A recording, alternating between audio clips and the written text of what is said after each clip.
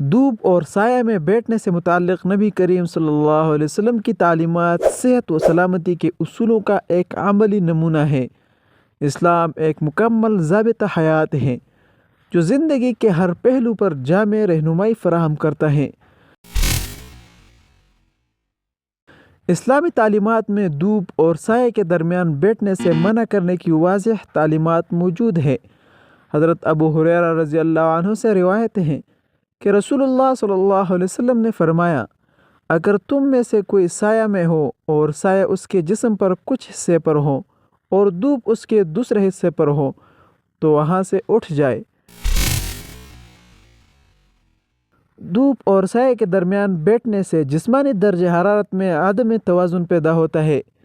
ایک حصہ گرم جبکہ دوسرا حصہ ٹھنڈا ہونے سے خون کی گردش متاثر ہو سکتی ہے، جس کے نتیجے میں صحت کے مسائل جنم لے سکتے ہیں، جیسے سر درد، نزلہ یا جسمانی کمزوری۔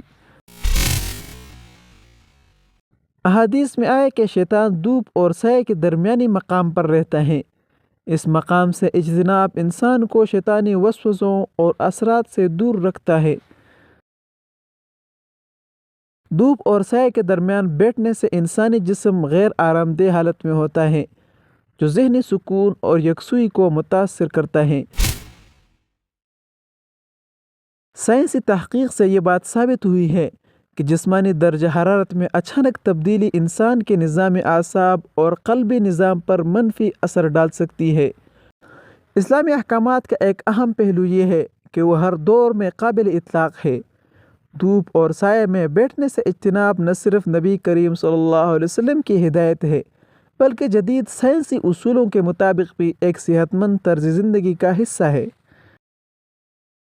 دھوپ اور سایہ میں بیٹھنے کی ممانعت اسلامی تعلیمات کا ایک حکیمانہ پہلو ہے جو جسمانی صحت، ذہنی سکون اور روحانی پاکیزگی کے لیے نہایت اہم ہے۔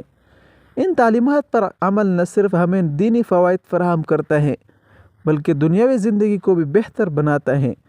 یہ اصول ایک بار پھر اس بات کا ثبوت ہے کہ اسلام انسانیت کے لیے ایک مکمل اور جامع نظام حیات فراہم کرتا ہے۔ اللہ تعالی ہمیں اسلام کے نظام پر عمل کرنے کی توفیق عطا فرمائے۔